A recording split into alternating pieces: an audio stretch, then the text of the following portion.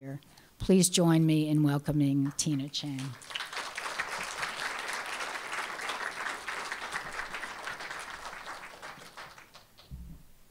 Thank you so much, Sarah Lawrence College and Karen Lawrence, for having me here today. It's an honor to be here. So I was recently appointed Brooklyn Poet Laureate, and it was mentioned that I'm the first woman to actually ever hold this role, and I'm particularly proud of that. So the first thing that people say to me, they say, "Congratulations, it's such an honor to be a poet laureate." And the second thing they said to me, "Wait a minute, what is a poet laureate? What does a poet laureate do? What is the role of a poet laureate?" So if I asked anybody in the audience, probably some people would know, probably a few may not, but I thought it would be good just to sort of let you know what the official role of the poet laureate is. And a poet laureate is appointed for life by a British monarch as a member of the royal household and expected to write poems celebrating occasions of national importance. So that was the original role of the poet laureate, and it eventually made it here to America, and it's obviously evolved over time.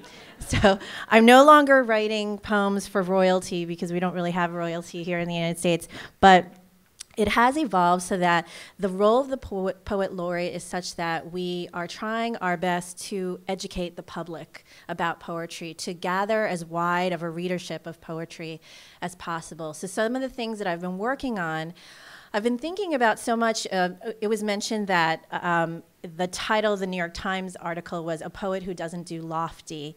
And the reason why that was the title of the article is because so many people who had interviewed me had kept mentioning what a poet is it's such a lofty title. And I started getting so tired of that because there's nothing lofty about a poet. We sort of enter into our offices just like anybody else and really get down to work and try so hard to make a poem that's going to affect people.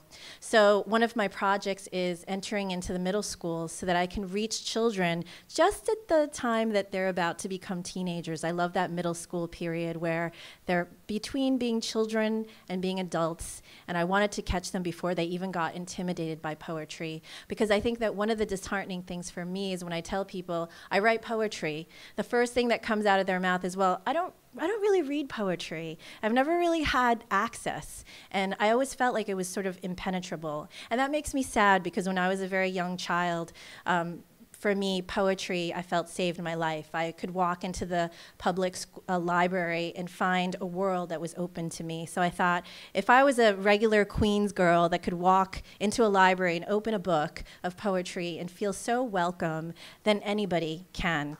So that is one of my projects right now, is just getting to those children before they even have a fear of poetry. So I'm going to read now a few of my poems. I'm 40 years old and I just gave birth in August to a baby boy. I never thought, you're gonna learn a lot about me today. I never thought, it's already in the Times article, so I figured I'd just put it out there, but I just never thought it would happen to me. But the ability of poems is such that they see before we see. So I wrote this poem many years ago, before I even gave birth to this boy, and then I sort of added little lines just very recently, and this is called "Birthing a Boy." "My child was once a thought, and he had no name, locked in the stall of my making. The child was housed inside me for a long time, held still in water, his limbs floating on a screen, fingerprints intricate as aerial maps. In my past life, I saw his hands pulling me to being. I came alive, rising through the underbrush. Then I breathed and found God's bone cracked in pieces in my throat, and my own voice fused to answer him back. I will love him completely, mythically. I will place him in a basket lined with down. I will chew the food before I place it in his bird mouth. The nights I will not leave him, his head ringing with fever. His heft is now strong enough to shake me awake. My morning opens to the sound of him tumbling in his bedding. Leaves let go of their winter branches, then footsteps climbing into my life. When he was born, there were mad horses, that was my body surging, and great sparks of unstoppable ignition. My forehead burned with light. How I pushed him forth with one last heave, and just like that, we were free. And this next one is called Commentary on Orange. People keep, thank you. It's okay. Wait till the end. It's okay. Thank you. People keep asking me if I have a Brooklyn poem. So this is the closest thing I have to a Brooklyn poem. I'm inspired by Brooklyn, but I tend to write poems that engage the world. So this poem actually has the word Brooklyn in it. So I thought I should read it to you all. It actually focuses on a separation, a breakup, if you will. It's called Commentary on Orange. You wrote a poem where you compared separation to cleaving an orange with a knife. Sometimes life does not fit into a poetic metaphor because the knife is really just a knife. There were no oranges around when you parted, except you lived in California, and there must have been oranges growing somewhere close by. If the knife had cut something, it could have been you. If your body were a fruit, you would spill open. If only the orange in your apartment now were still good enough to eat, that when you held its weight in your hands and breathed in, you could smell your childhood in gleaming rounds, oranges tumbling off the kitchen counter in summer when you thought your mother was a movie screen siren. You wonder why you could have ever compared oranges to the love that you lost. One is just a fruit. The other is a universe where a cello is playing in a man's hollow chest. You can't help but think of last year when you were holding your ripped suitcase at the airport, the contents of your life spilling to the floor, an embarrassment of garments, toiletries, books scarred with yellow pages. People passed with such real lives of coming, going, escaping. How will everyone get to their destinations in one piece? I imagine them stepping off of planes to find themselves with the same hairdo, same pair of pants, pointing to a road map and struggling to breathe in another language. Next to them, baskets of sweet oranges are being sold by a woman with large and capable hands. In Brooklyn, now your roommate calls you to tell you to look outside and to not miss the sunset. A boy turns on the hose to water his mother's garden of honeysuckle and cement.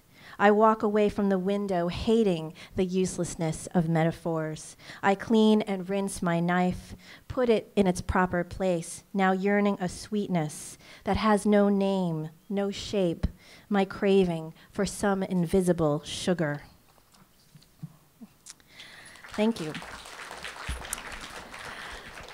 This next poem is called Praise, and I actually read it on the night that I was appointed the Poet Laureate. And Marty, I don't know if anybody in this room knows Marty Markowitz. He's a really wonderful, spirited man. He's the Brooklyn Borough president. He just loves the borough so much. So his offices called me and they said, well, you know, the night isn't just about you. It's about a lot of people. So please make sure that you read a poem that's 2 minutes long. And so I thought to myself, I don't have a poem that's 2 minutes long because all of my poems are so long. And so I wrote a poem for the occasion, and I was so proud of myself. I fit it right into 2 minutes. And then they called me on the day of the event. They said, you know, we just want to let you know, we're really excited you're going to read, but the program's going to be really long. So make sure that your poem fits into 1 minute. So you can decide if it feels like 1 minute. This is called Praise. It's dedicated to Haiti and the quake, the earthquake. Praise. All night long there was digging, and the bodies like accordions bent into their own dying instruments. And even after this, after the quake, there was in news reports still singing. A woman's clapping was followed by another who shuffled and dragged her own apparition through the ruined streets. Though each one knew the anthem, the other was singing. History taught them better. No one was coming, and no one was set to come. The film crews had their sights set on the large hotels, the embassies. So they set to digging with their hands and with the shoes of those who were no longer alive. And with that, night fell and fell again like an old black pot tumbling to the ground. When a man dies, the first thing that goes is his breath, and the last thing that goes is his memory. I once saw the civilization passing through a great white door, people weeping. Then the weeping was followed by the sound of tambourines rattling the air in a collision of ribbons and bones, something that sounded like celebration, only livelier and more holy. Voices rising, then a marching into the dusty road of the next century. When shelter is gone, find your solace on the ground. And when the ground is gone, lift yourself and walk. And after all the great monuments of your memory have collapsed, with the sky steady above you, you shatter that too with song.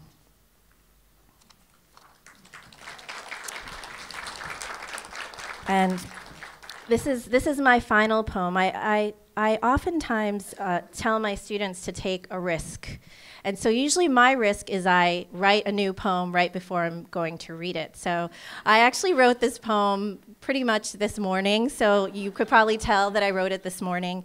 I had been thinking about it for a long time. That's what poets do. They might be thinking about a poem and it sits somewhere in their imagination. They just haven't written it down yet. So I've been thinking about this for a while. My stepfather died last year, and it was a sort of very volatile relationship. And he actually died of diabetes. He had diabetes for a long time, and he died in the hospital. And I realized then that he actually died without knowing that I even had a spouse and a child about to be born. So I thought, wow, families can be so distant from each other. So I wanted to focus on this idea of distance and loss, but also closeness and happiness, or the possibility for happiness. And it's called, I Realize Now That You Died Without Knowing Their Names. I realize now that you died without knowing their names, the name of my husband, the name of my child. My mother chose not to tell you. Perhaps she thought it best to let the applesauce slide down your throat in peace. And this too was a version of mercy, to let your eyes roll back in momentary calm as the painkillers settled in. When you were tired, you let your wrist bones clank to the sides of the hospital bed. Sometimes they tied your wrist down so that you wouldn't pull the tubes from your veins. I was glad not to have seen this, even though I thought you were my one true enemy. I sometimes dream I bring my son to you, swaddled in his otherworldly sleep, smelling of sheep's milk and lavender. There is nothing I want from you now, though I sometimes think you would have taken to him, to look into his eyes, just to click your tongue once or twice in amazement. Let me forgive you, and let me forgive you for the cruel mouth that sent me running to my room as a child. Everywhere I look now, the trees are pregnant with flowers. Mangoes fall from their ripened weight. Cashews sprout from their native trees. In my imagination, I wish I could tell you this. I once felt a heft, a larger weight than I could carry. I once dreamt the world was nothing but rock and time, pure boulder and no music, which I lifted to my shoulder at dawn. The songs had long gone, and the sick ones had passed into another life. There was just me working in a field days before giving birth. I dreamt another life would keep me company and teach me grace, teach me to move my hands differently and for joy. Thank you.